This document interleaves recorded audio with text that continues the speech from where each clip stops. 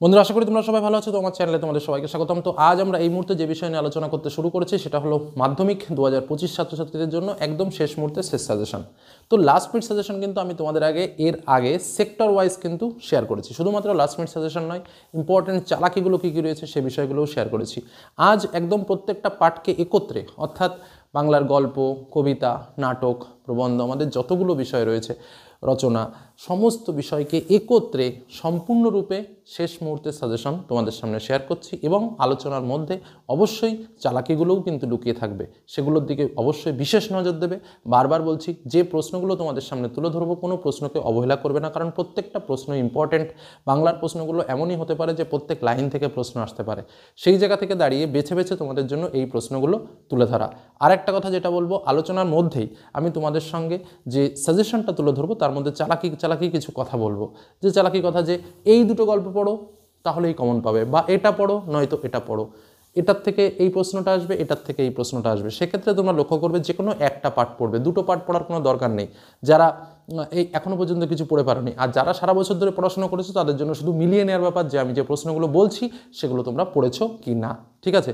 আর যে প্রশ্নগুলো পড়োনি অবশ্যই অবশ্যই পরীক্ষার আগে কিন্তু একবার হলেও চোখের দেখা দেখে যাবে, কারণ প্রশ্ন কিন্তু যা আজ আমি বলবো তার মধ্যে থেকে তোমরা কমন পাবে, হুবহু পরীক্ষায় মিলবে, এটুকু বলে রাখতে পারি। চলো সময় নষ্ট না করে আমরা চলে যাই লাস্ট মিনিট ক্লাস সাজেশন, শুধু তোমাদের জন্য স্পেশাল সাজেশন। বন্ধুরা, তাহলে শুরু করি বাংলার সম্পূর্ণ সাজেশন, শেষ মুহূর্তের সাজেশন। তো প্রথমেই চালাকিতে আসবো। যারা একটু দুর্বল প্রকৃতি তাদের জন্য বলবো যে অদল বদল এবং নদীর বিদ্রোহ, এই দুটো গল্প খুব ভালো করে পড়ো। একদম পরিষ্কার কথা, অদল বদল এবং নদীর বিদ্রোহ তোমাদের একটা 5 মার্কের প্রশ্ন লিখতে হবে এবং একটা 3 মার্কের প্রশ্ন লিখতে হবে। এই অদল বদল এবং নদীর বিদ্রোহের প্রশ্নগুলো পড়লেই তোমরা কিন্তু পরীক্ষায় 5ও কমন পাবে, 3ও কমন পাবে। তো আমি স্বাভাবিকভাবে অদল বদল এবং নদীর বিদ্রোহের প্রশ্নগুলো তুলে ধরছি, তার সঙ্গে জ্ঞানচক্ষু এবং বহুরূপীও তুলে ধরবো। আমি আবারও বলছি, চালাকি কিন্তু এটাই, অদল বদল আর নদীর বিদ্রোহের প্রশ্নগুলো আমি সবচেয়ে ভালো করে পড়বো, আরগুলো না পড়লেও হবে, শুধুমাত্র শর্ট কোশ্চেনের জন্য। আর যাদের মনে হয় যে না স্যার আমরা সব পড়বো, তারা সমস্ত প্রশ্নগুলো পড়বে। তো প্রথম চলে আসবো অদল বদলের প্রশ্নগুলো। এই আওয়াজে মুখরিত হয়ে উঠল, কোন আওয়াজের কথা বলা হয়েছে? এই আওয়াজে মুখরিত হয়ে ওঠার কারণ কী ছিল? কী খাঁটি কথা? খাঁটি কথাটি কী? মন্তব্যের তাৎপর্য বুঝিয়ে দাও। ও আমাকে শিখিয়েছে খাঁটি জিনিস কাকে বলে? কার কথা বলা হয়েছে? খাঁটি জিনিসটা কী তা লেখো। কিন্তু আমাকে বাঁচানোর জন্য তো আমার মা আছে, বক্তাকে প্রসঙ্গটি তাৎপর্য সহ লেখো। অমৃতের জবাব আমাকে বদলে দিয়েছে, অমৃতের কোন জবাব তাকে বদলে দিয়েছে কিভাবে? অদল বদল গল্পে ক্রমশ গ্রাম পেরিয়ে কী আওয়াজে মুখরিত হয়ে উঠল? কার লেখা কোন রচনার অংশ? প্রসঙ্গ উল্লেখ করে কথাটির অর্থ ব্যাখ্যা করো। অমৃত এতেও পিছপা হতে রাজি নয়, কোন ব্যাপারে পিছপা হতে রাজি নয়? কখন পিছপা হতে রাজি নয় কথাটির অর্থ লেখো। ছেলের দল আনন্দে চেঁচিয়ে উঠল, ছেলের দল আনন্দের কারণ কি? এই আনন্দ স্থায়ী হয়েছিল কি? পরবর্তী কোশ্চেন, অমৃত সত্যি তার বাবা মাকে খুব জ্বালিয়েছিল, অমৃত কিভাবে বাবা মাকে জ্বালাতন করেছিল? অবশেষে অমৃতের মা কি করেছিল? নেক্সট, নদীর বিদ্রোহের প্রশ্ন। নদীর বিদ্রোহের যেটা প্রশ্ন, এবার কিন্তু 3 ও 5 মার্কে দুটোই কিন্তু আসতে পারে। তো মূল ইম্পর্টেন্ট প্রশ্নগুলো দেখে নাও। নদীর বিদ্রোহের কারণ সে বুঝিতে পারিয়াছে, নদী কখন বিদ্রোহ করেছিল? এই বিদ্রোহের কোন ঘটনা নদের চাঁদের বোধগম্য হয়েছিল? লেখো। নদীর বিদ্রোহ গল্পের নদীর বিদ্রোহী হয়ে ওঠার কারণ কী বলে তোমার মনে হয়? নদীর জন্য নদের চাঁদের এত মায়া একটু স্বাভাবিক, কেন স্বাভাবিক ব্যাখ্যা করো। নদীকে এইভাবে ভালোবাসার একটা কৈফিয়ত নদের চাঁদ দিয়েছিল, নদের চাঁদের পেশা কী, সে কী কৈফিয়ত দিয়েছিল? নদের চাঁদ গর্ব অনুভব করিয়াছে কিসের জন্য, কেন? নদের চাঁদ স্তম্ভিত হয়ে গেল, নদের চাঁদের স্তম্ভিত হওয়ার কারণ কি? নিজের এই পাগলামিতেই যেন আনন্দ উপভোগ করেন, কার পাগলামির কথা বলা হয়েছে? উদ্দিষ্ট ব্যক্তির পাগলামির পরিচয় দাও। বড় ভয় করিতে লাগিল নদের চাঁদের, কেন? নদীর বিদ্রোহ গল্পের নদের চাঁদের চরিত্র লেখো। চিঠি পকেটেই ছিল, কোন চিঠি? তার পরিণতি কী হয়েছিল? 5 দিন নদীকে দেখা হয় নাই, কার কেন? এতে তার উৎসুক্যবোধের পরিচয় দাও। আজ তার মনে হইল কি প্রয়োজন ব্রিজের, কার মনে? প্রশ্ন ব্যাখ্যা করো। এই দুটো গল্পের প্রশ্ন পড়লে কিন্তু তোমরা 5 ও 3 উভয়ই কমন পাবে, কারণ তোমাদের পরীক্ষায় দুটো 5 মার্কের প্রশ্ন আসবে, একটা লিখতে হবে, দুটো 3 মার্কের প্রশ্ন আসবে, একটা লিখতে হবে। এবার যদি কেউ মনে করো না আমি দুটোর মধ্যে দুটোই পাবো, আমাকে সব প্রশ্নর আমি উত্তর চাই, বা আমার 100% কমন চাই যাকে বলা যায়, এটাও 100% কমন, তাদের জন্য আমি বলবো জ্ঞানচক্ষু দেখে রাখতে পারো। তবে এই দুটো যদি ভালো করে পড়ো, আরগুলো না পড়লেও কিচ্ছু যায় আসে না, এটাই হলো মূল কথা। তো যারা পড়তে চাইছো তাদের জন্য এই প্রশ্নগুলো দেখিয়ে দিচ্ছি। জ্ঞানচক্ষু থেকে 5 মার্কের প্রশ্ন আসতে পারে, 3 মার্কের প্রশ্ন আসার কোনো সম্ভাবনাই নেই। জ্ঞানচক্ষু গল্পে তপনের চরিত্র, তোমার গল্প আমি ছাপিয়ে দেবো বক্তাকে, সে কী ছাপিয়েছিল, কোথায় কীভাবে ছাপিয়েছিল, ছাপানোর পরিণতি কী? শুধু এই দুঃখের মুহূর্তে গভীরভাবে সংকল্প করে তপন, কোন দুঃখের মুহূর্তের কথা বলা হয়েছে? সেই মুহূর্তে তপন কী সংকল্প করে? তপনের লেখা গল্প ছাপিয়ে দেওয়ার প্রতিশ্রুতি কীভাবে পালন হয়েছিল, নতুন মেশোকে দেখে কার কীভাবে জ্ঞানচক্ষু খুলেছিল, বিকালের চায়ের টেবিলে কথাটা ওঠে কোন কথাটির প্রতিক্রিয়া কী ছিল, পৃথিবীতে এমন অলৌকিক ঘটনা ঘটে কোন ঘটনাটি অলৌকিক লেখো, তপন আহ্লাদে কাদো কাদো হয়ে যায় তখন আহ্লাদে কাদো কাদো হয়ে যায় কখন কে কেন কাদো কাদো হয়েছিল। বহুরূপী থেকে 5 মার্কের প্রশ্ন আসবে না, শুধুমাত্র 3 মার্কের প্রশ্ন আসতে পারে। তো যে প্রশ্নগুলো পড়তে চাইছো যারা, তারা যে প্রশ্নগুলো দেখবে, খুব চমৎকার পাগল সাজতে পেরেছে তো লোকটা, সে কীভাবে পাগল সেজেছিল এই কথা বলার কারণ কি, হরিদাস জীবনের সত্যিই একটা নাটকীয় বৈচিত্র্য আছে, নাটকীয় বৈচিত্র্য কি, মোট 8 টাকা 10 আনা পেয়েছিল, কে পেয়েছিল, কী কারণে তিনি টাকাটা পেয়েছিলেন, খাঁটি মানুষ তো নন বক্তা কে, তিনি খাঁটি মানুষ নন কেন, জগদীশবাবু যে কী কাণ্ড করেছেন, কে জগদীশবাবু, সে কী কাণ্ড করেছিল, একটা আতঙ্কের হল্লা বেজে উঠেছিল, কোথায় কেন, আপনি কি ভগবানের চেয়েও বড়, কাকে এই কথা বলা হয়েছে, তাকে এই কথা বলা হয়েছে কেন, অনাদি বলে এটা কি কাণ্ড করলেন হরিদা, কোন কাণ্ডের কথা বলা হয়েছে, কাণ্ডটি বিস্ময়কর কেন, তাতে যে আমার ঢং নষ্ট হয়ে যায়, ঢং বলতে এখানে কি বোঝানো হয়েছে, কিসের ঢং নষ্ট হয়ে যাবে, কি অদ্ভুত কথা বললেন হরিদা, বক্তার কাছে হরিদার কথা অদ্ভুত বলে মনে হয়েছে কেন, হরির কাণ্ড, হরির কাণ্ড বলতে কি কোন কাণ্ডের কথা বলা হয়েছে।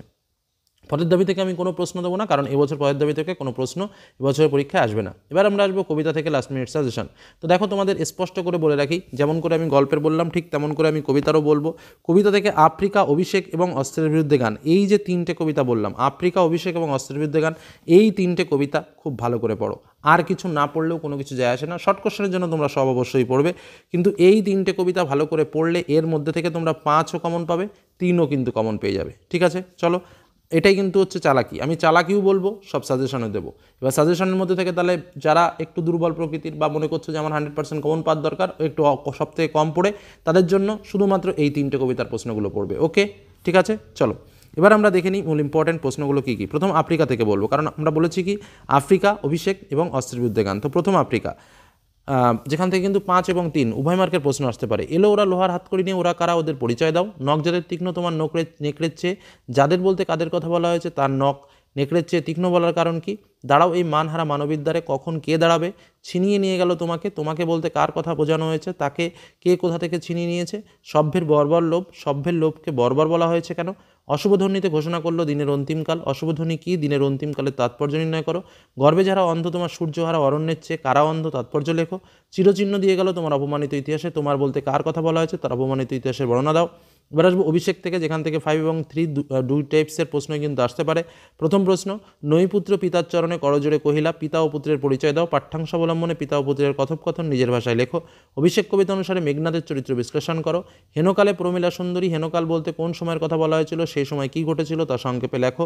কনক আসন তেজি, কে কেন কনক আসন ত্যাগ করেছিল, শিরচুম্বী ছদ্মবেশী অম্বুরাশি সুতা উত্তরিলা, অম্বুরাশি সুতা কে, তার উত্তর কী ছিল, এ অদ্ভুত বার্তা, কোন বার্তা, কেন অদ্ভুত, রক্ষ কুলমান একাল সমরে, চূড়ামণি, বক্তাকে চূড়ামণি বলতে কাকে সম্বোধন করেছেন, কাল সমর বলতে কী বোঝো, রত্নাকর রত্নোত্তমা ইন্দিরা সুন্দরী উত্তরিলা, ইন্দিরা সুন্দরী কে, তার উত্তরটি কী ছিল, উত্তরে মেঘনাদের প্রতিক্রিয়া কী ছিল, সাজিলা রথীন্দ্রস্বর্ব বীর আভরণে, রথীন্দ্রস্বর্ব বলতে কাকে বোঝানো হয়েছে, তার এই বীর আভরণে সজ্জিত হওয়াকে কাদের সঙ্গে তুলনা করা হয়েছে, ঘটনার উল্লেখ করে তা বর্ণনা করো।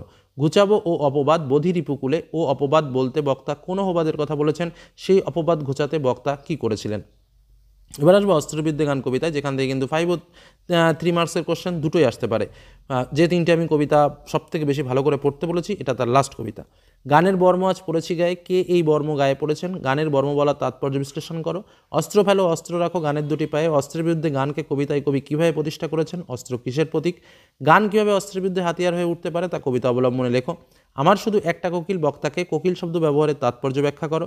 মাথায় কত শকুন বা চিল বলতে কবি কী বুঝিয়েছেন, হাত নাড়িয়ে বুলেট তাড়ায় কোন কবিতার অন্তর্গত, উদ্ধৃতাংশে কবি কী বলতে চেয়েছেন, বর্ম খুলে দেখো আদুর গায়ে, আদুর শব্দের অর্থ কী, কে বর্ম পড়েছে, গান তো জানি একটা দুটো, আঁকড়ে ধরে শেখর কুটো, বক্তাকে তার বক্তব্যের তাৎপর্য লেখো।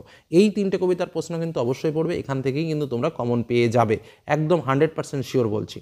ওকে, তবুও যাদের মনে হয় যে না আমরা আরও একটু বেশি পড়তে চাই, তাদের জন্য অন্যান্য কবিতার প্রশ্নগুলো তুলে ধরছি। প্রথম অশোকী একজন থেকে দেখো শুধুমাত্র 5 মার্কের প্রশ্ন আসতে পারে, 3 মার্কের প্রশ্ন আসার কোনো সম্ভাবনা নেই।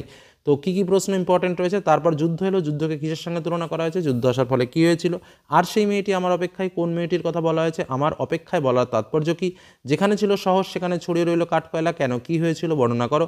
রক্তের একটা কালো দাগ, কোথায় কখন কার রক্তের দাগের কথা এখানে বলা হয়েছে। শিশুরা খুন হলো, সেই মেয়েটির মৃত্যু হলো না, কী কারণে শিশুরা খুন হলো, মেয়েটির মৃত্যু না হওয়ার কারণ কি, তারপর যুদ্ধ এলো, যুদ্ধের ভয়ঙ্কর রূপের পরিচয় দাও, অসুখী একজন কবিতায় অসুখী কে এবং কেন। এবার আসবো আয়ারও বেদুদে থাকি কবিতা থেকে, যেখান থেকে শুধুমাত্র 3 মার্কের প্রশ্ন আসার সম্ভাবনা, 5 মার্কের কিন্তু কোনো প্রশ্ন আয়ারও বেদুদে থাকি থেকে আসবে না। প্রথম প্রশ্ন, আমাদের ডান পাশে ধস, আমাদের বলতে কবি কাকে বুঝিয়েছেন, তাদের অবস্থান সম্পর্কে কবি আর কি কি বলেছেন, পায়ে পায়ে হিমানির বাদ, কাদের পায়ে পায়ে হিমানির বাদ, হিমানির বাদ কি, এ বিষয়ে কবির বক্তব্য কি, আমাদের পথ নেই কোনো, কেন পথ নেই, যাদের পথ নেই তারা কারা, আমরাও তবে এইভাবে এই মুহূর্তে মরে যাব নাকি, কোন কবিতার অন্তর্গত, কবিতাংশে কোন আশা নিরাশার দোলাচল দেখা যায়, আমাদের শিশুদের সব ছড়ানো রয়েছে কাছে দূরে, কেন, কাদের শিশুদের এরকম অবস্থা, আমাদের ইতিহাস নেই অথবা এমনই ইতিহাস আমাদের চোখ মুখ ঢাকা, বক্তাদের ইতিহাস কেন এমন, কোন ঘটনার পরিপ্রেক্ষিতে এমন উক্তি। এবার আসবো সিন্ধু তীরে থেকে, শুধুমাত্র 3 মার্কের প্রশ্ন আসতে পারে, 5 মার্কের প্রশ্ন আসার কিন্তু কোনো সম্ভাবনা নেই। কী কী প্রশ্ন রয়েছে, দিব্যপুরী সমুদ্র মাঝার, কোন পুরীকে দিব্যপুরী বলা হয়েছে, দিব্যপুরী বলার কারণ কি, কন্যারে ফেলিল যথা, কন্যার পরিচয় দাও, তাকে যেখানে ফেলা হয়েছিল সে স্থানটি কিরূপ ছিল, বিস্মিত হলো বালা, বালাকে তার বিস্মিত হওয়ার কারণ কি, বাহরুক কন্যার জীবন, বাহরুক শব্দের অর্থ কি, কোন কন্যার কথা এখানে বলা হয়েছে, কন্যার জীবনকে ফিরিয়ে কে আনতে চায়, কিভাবে সে কন্যার জীবন ফিরিয়ে এনেছিল, তথা কন্যা থাকে সর্বক্ষণ, কোন কন্যা সে স্থানের পরিচয় দাও, অনুমান করে নিজ চিতে, কে কি অনুমান করেছিল, চিত্রের পোতালিসমা, কাকে চিত্রের পোতালিসমা বলা হয়েছে, কেন বলা হয়েছে। প্রলয়োল্লাস থেকে, এখান থেকে শুধুমাত্র 3 মার্কের প্রশ্ন আসার সম্ভাবনা, 5 মার্কের কিন্তু কোনো প্রশ্ন এখান থেকে আসবে না। অট্টরোলের হট্টগোল, স্তব্ধ চরাচর, চরাচর স্তব্ধ কেন, অট্টরোলের হট্টগোল কি, সর্বনাশী জ্বালামুখী কে কেন, কাল ভয়ঙ্করের বেশে এবার ওই আসে সুন্দর, কাল ভয়ঙ্কর কে, তার ভয়ঙ্কর রূপের বর্ণনা দাও, তাকে সুন্দর বলা হয়েছে কেন, তোরা সব জয়ধ্বনি কর, তোরা বলতে কাদের কথা বোঝানো হয়েছে, কাদের জন্য তারা জয়ধ্বনি করবে, গড়তে জানে সে চিরসুন্দর, কে কি গড়তে জানে, ওই নতুনের কেতনোড়ে কালবৈশাখীর ঝড়, উদ্ধৃতাংশটি কোন কবিতার অন্তর্গত, প্রসঙ্গ উল্লেখ করে উদ্ধৃতাংশটির তাৎপর্য সংক্ষেপে ব্যাখ্যা করো, আসছে এবার অনাগত, প্রলয় নেশার নিত্য পাগল, সিন্ধুপাড়ের সিংহধারে ধমক এনে ভাঙলো আগল, উদ্ধৃতাংশটির অন্তর্নিহিত ভাব সংক্ষেপে লেখো, মহাকালের চণ্ডরূপে ধূম্ররূপে বজ্রশিকাল মশাল জেরে আসছে ভয়ঙ্কর, উদ্ধৃতাংশটি কোন কবিতার অন্তর্গত, সংক্ষেপে মহাকালের স্বরূপটি উদ্ঘাটন করো। এই হলো আমাদের সমস্ত কবিতার প্রশ্ন, কিন্তু আমি চালাকির কথাটা প্রথমেই বলে দিয়েছি একদম। কি বলেছি আমি তোমাদের আরও একবার মনে করিয়ে দিই, মাত্র 3টে কবিতা, সেটা হলো যে কটা প্রশ্ন দিলাম, এত প্রশ্ন পড়ার কোনো প্রয়োজন নেই, শুধুমাত্র আফ্রিকা, অভিষেক এবং অস্ত্রের বিরুদ্ধে গান, এই 3টে কবিতার প্রশ্নগুলো পড়ো, এখান থেকেই 5 ও 3 কমন পাবে। গল্পের ক্ষেত্রেও আমরা ঠিক একই কথা বলেছি, মাত্র 2টো গল্প বলেছি, যে 2টো গল্প ভালো করে পড়ো, অদল বদল এবং নদীর বিদ্রোহ। চলে যাব পরবর্তী পাঠ নিয়ে আলোচনায়।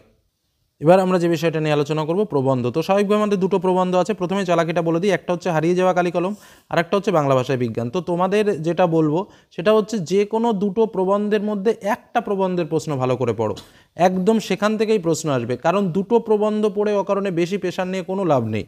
যে কোনো একটা পড়ো ভালো করে, পরীক্ষার হলে তোমার 2টো প্রশ্ন আসবে, একটা প্রবন্ধ আসবে হারিয়ে যাওয়া কালি কলম থেকে এবং আরেকটা প্রশ্ন আসবে তোমার বাংলা ভাষায় বিজ্ঞান থেকে। তো যেটা তুমি ভালো করে পড়বে সেটার থেকেই প্রশ্নটা লিখবে, প্রশ্ন হুবহু কমন পাবে তার নিশ্চয়তা আমার।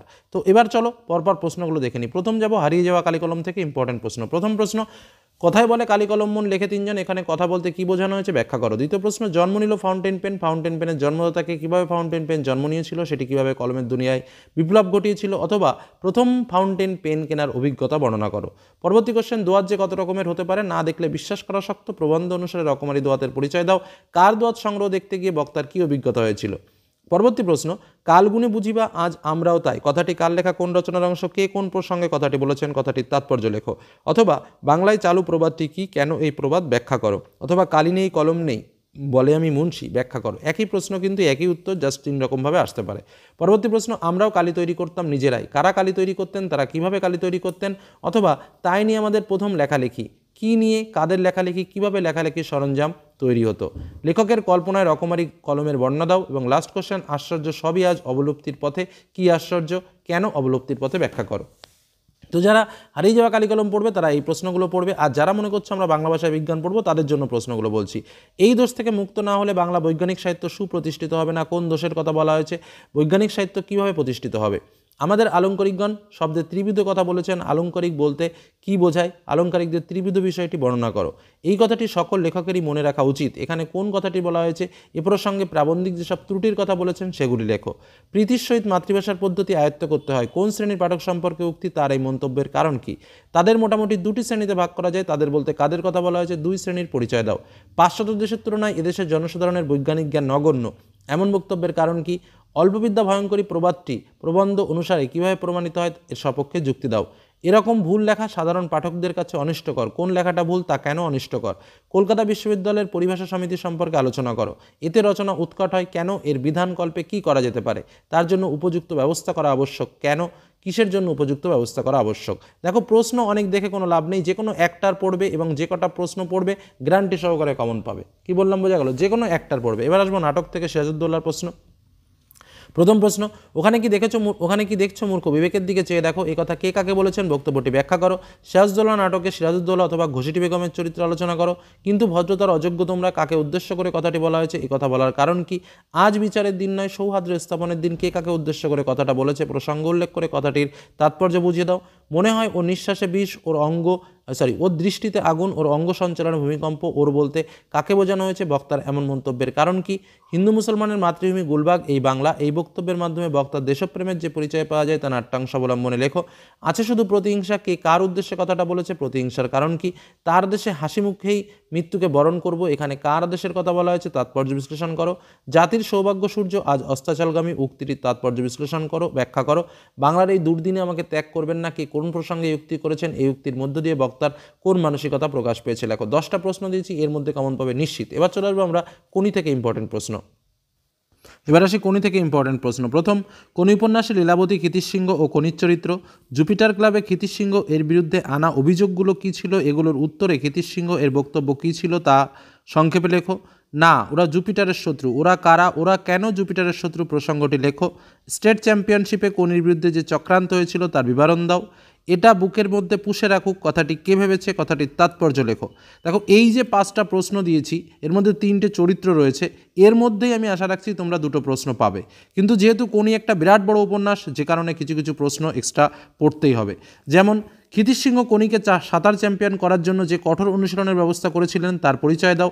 তোর আসল লজ্জা জলে, আসল গর্বও জলে। কোনির কোন কথার পরিপ্রেক্ষিতে কথা বলা হয়েছে? তার আসল লজ্জা ও আসল গর্ব জলে বলার কারণ কি? অবশেষে কোনি বাংলা সাঁতার দলে জায়গা পেল। কোনি কীভাবে বাংলা সাঁতার দলে জায়গা পেল তা লেখো। বুকের মধ্যে প্রচণ্ড একটা মোচড় সে অনুভব করলো, চিকচিক করে উঠল চোখ দুটো। কার সম্পর্কে কথা বলা হয়েছে?